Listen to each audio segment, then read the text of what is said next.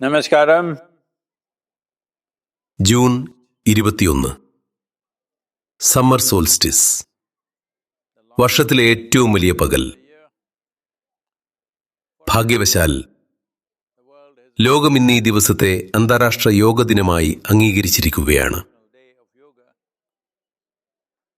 ഇതിനായി പ്രവർത്തിച്ച എല്ലാവർക്കും നന്ദി. എന്നുവച്ച് നമ്മൾ യോഗ ചെയ്യുന്നത് വർഷത്തിലൊരിക്കലാക്കരുത്. ഇതൊരു ഓർമ്മപ്പെടുത്തലാണ്. അതായത് യോഗ എന്നത് തത്വശാസ്ത്രമല്ല, ഒരു സിദ്ധാന്തമല്ല, വിശ്വാസമല്ല, ഒരു മതമല്ല. പലരും കരുതുന്നത് പോലെ വെറുതെ ശരീരം വളയ്ക്കുന്നതും തിരിക്കുന്നതുമൊന്നുമല്ല. ഇതൊരു ഓർമ്മപ്പെടുത്തലാണ്. നമ്മുടെ പുറമേയുള്ള ക്ഷേമത്തിന് ശാസ്ത്രവും സാങ്കേതിക വിദ്യയും ഉള്ളതുപോലെ ആന്തരിക ക്ഷേമത്തിനുമുണ്ട്. ഇതൊരു പ്രത്യേക വിഭാഗത്തിന് വേണ്ടിയുള്ളതല്ല. നിങ്ങളുടെ മതം, വർണ്ണം, ജാതി, ലിംഗഭേദം ഇതൊന്നും ഇവിടെ ഒരു തടസ്സമേ അല്ല. നിങ്ങളൊരു മനുഷ്യനാണെങ്കിൽ ഈ വിദ്യകൾ നിങ്ങൾക്കുള്ളതാണ്. ഇവ നിങ്ങളുടെ ജീവിതത്തെ ഉന്നതമായ അവസ്ഥയിലേക്ക് എത്തിക്കും.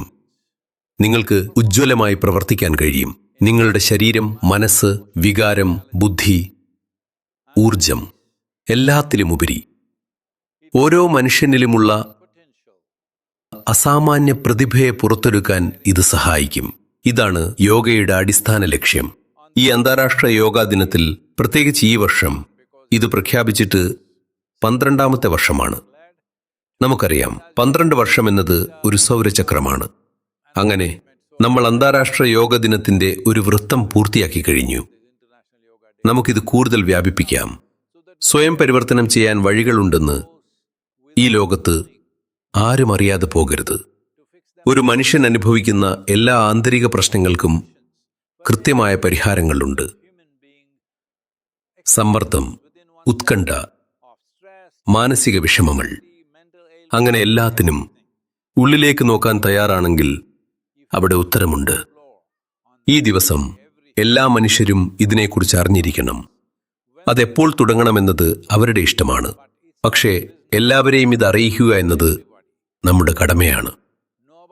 ജീവിതകാലം മുഴുവൻ ഇതിനായി മാറ്റിവെക്കാൻ കഴിഞ്ഞില്ലെങ്കിൽ ദിവസവും വെറും 7 മിനിറ്റ്, നിങ്ങളുടെ ജീവിതത്തിൽ വെറും 7 മിനിറ്റ് മാത്രം നിങ്ങൾ നിക്ഷേപിച്ചാൽ പല രീതിയിൽ നിങ്ങളെ മാറ്റിയെടുക്കാൻ സാധിക്കും.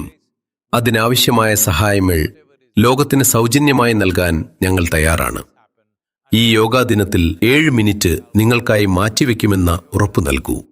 നിങ്ങൾക്കായി ഒരു മനോഹര ജീവിതം സൃഷ്ടിക്കാൻ, ഭൂമിയിലെ മറ്റെല്ലാ ജീവിതങ്ങളെയും മനോഹരമാക്കാൻ.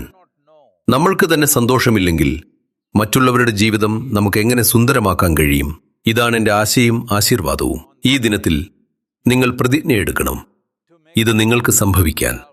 അതായത് നിങ്ങൾ ഒരു ബീയിങ് എന്ന നിലയിൽ, നിങ്ങളൊരു ഹ്യൂമൻ ബീയിങ് ആണ്. നിങ്ങളൊരു ബീയിങ് എന്ന നിലയിൽ അതിമനോഹരമായിട്ട് മാറണം. തൽഫലമായി നിങ്ങൾക്ക് ചുറ്റുമുള്ളവയും മനോഹരമായി മാറും. നമസ്കാരം.